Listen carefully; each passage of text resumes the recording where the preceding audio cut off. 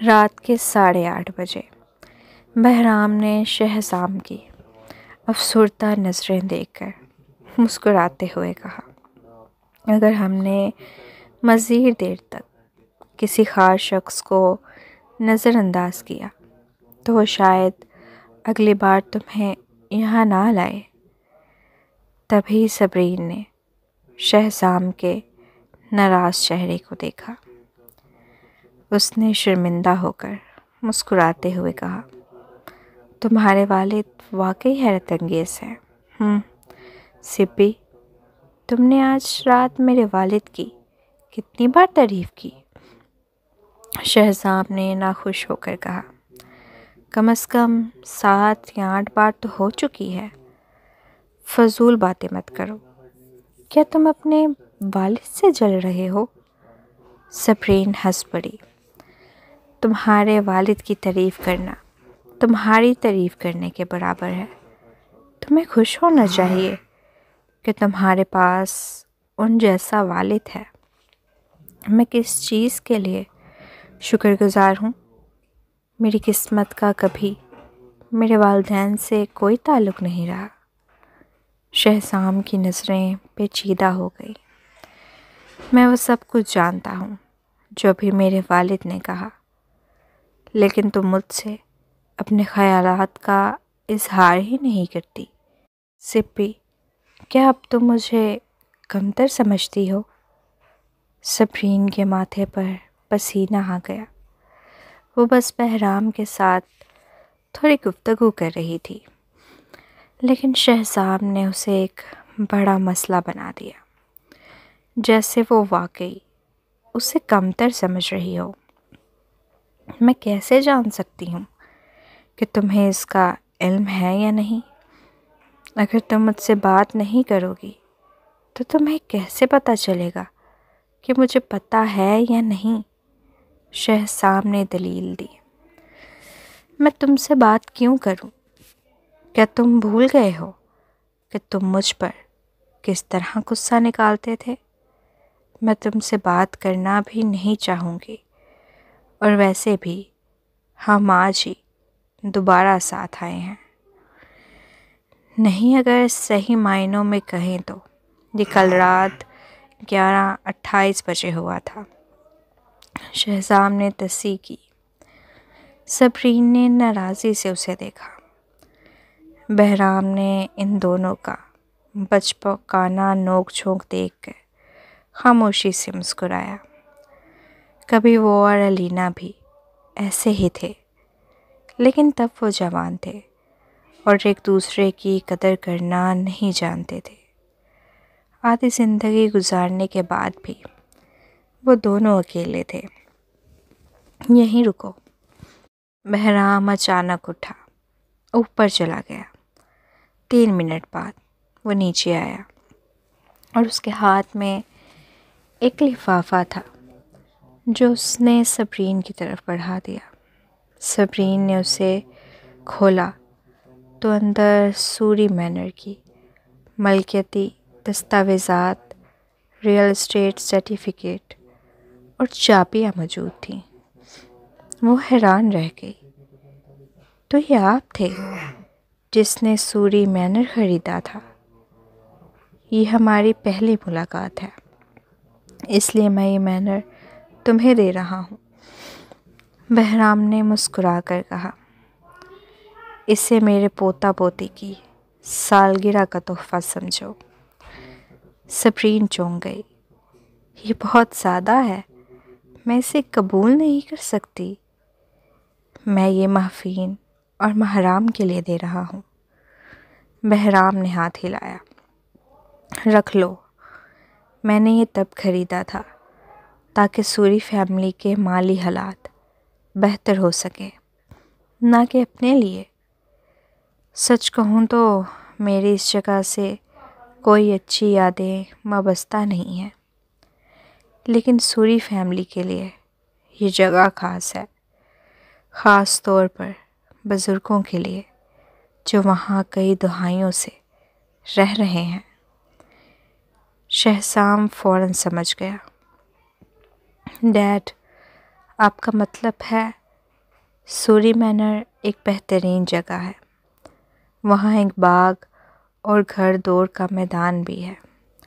بچوں کے رہنے کے لیے یہ بہت موزوں ہے۔ مجھے یقین ہے کہ بچے اسے بہت پسند کریں گے۔ بہرام نے کہا، اگر میں اسے خرید کر خالی چھوڑ دوں تو یہ ضیاع ہوگا، لیکن لے لو سپی، شہزام نے کہا۔ یہ میرے والد کا بچوں کے لیے تحفہ ہے۔ جب میں چھوٹا تھا تو انہوں نے میری پرورش نہیں کی، تو اب میرے بچوں کے لیے کچھ کرنا ان کی ذمہ داری بنتی ہے۔ یہی درست بات ہے، بہرام نے تائید کی۔ تو پھر میں بچوں کی طرف سے آپ کا شکریہ ادا کرتی ہوں۔ صبرین نے بحث نہیں کی۔ رات 9 بجے وہ دونوں ولا سے نکل آئے۔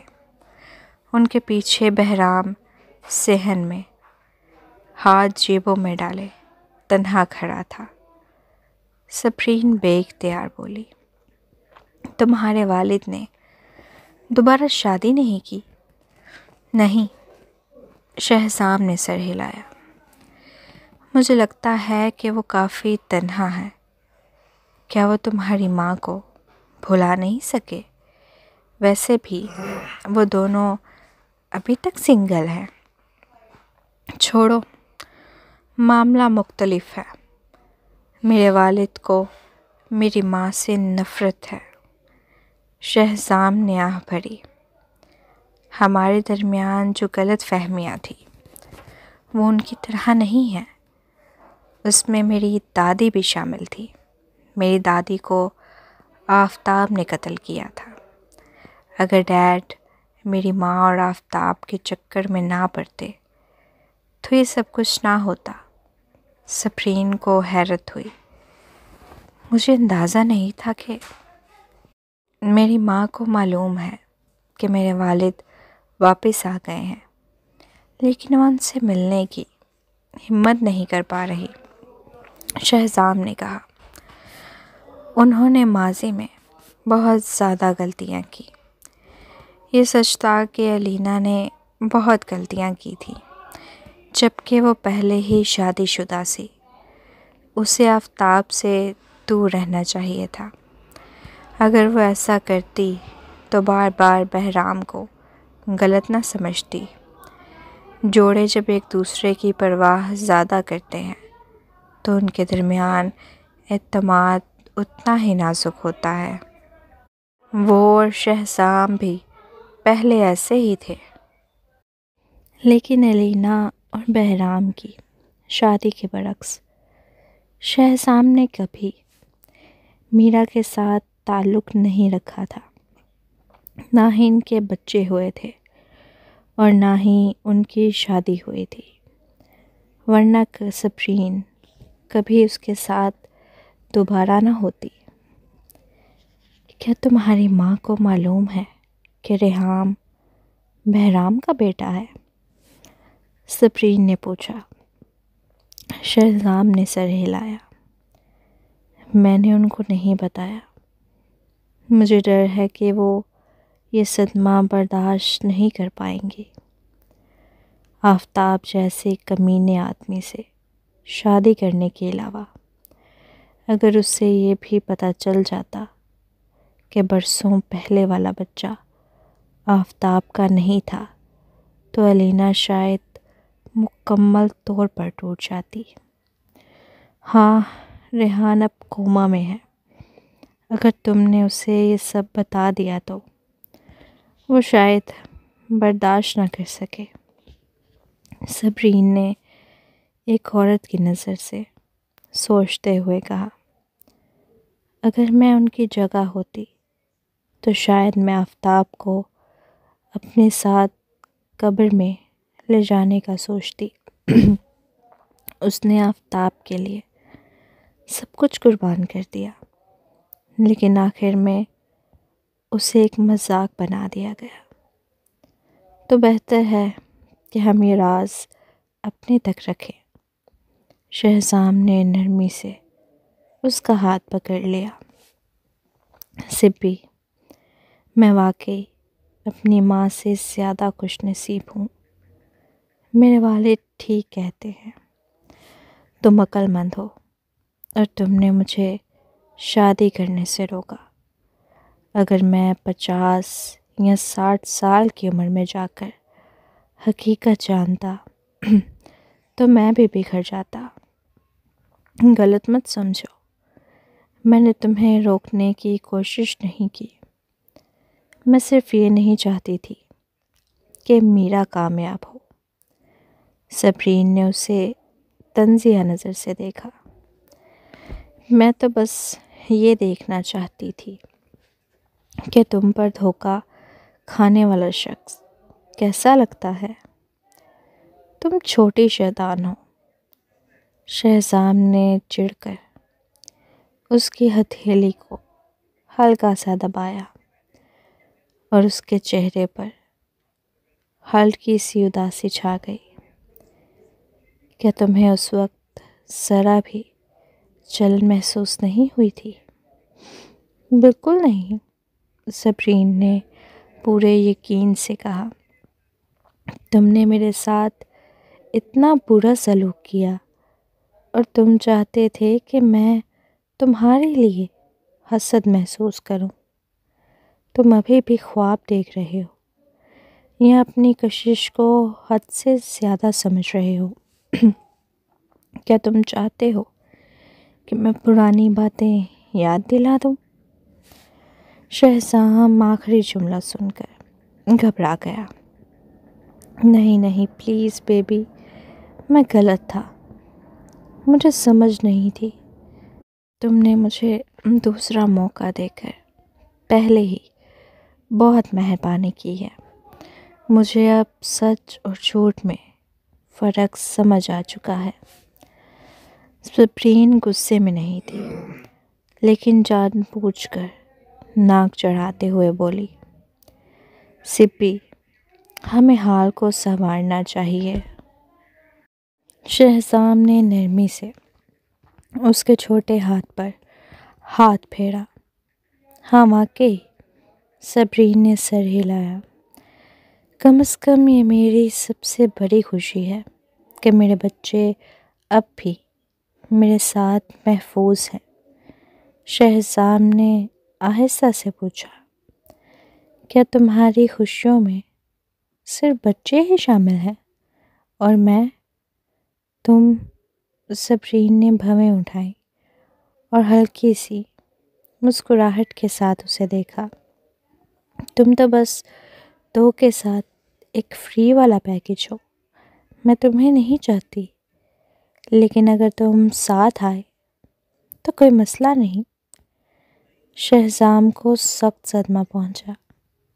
وہ فالتو تحفہ تھا کہ اصل تحفے معفین اور محرام تھے، لیکن وہ اونچی آواز میں کچھ کہنے کی ہمت نہیں کر پایا۔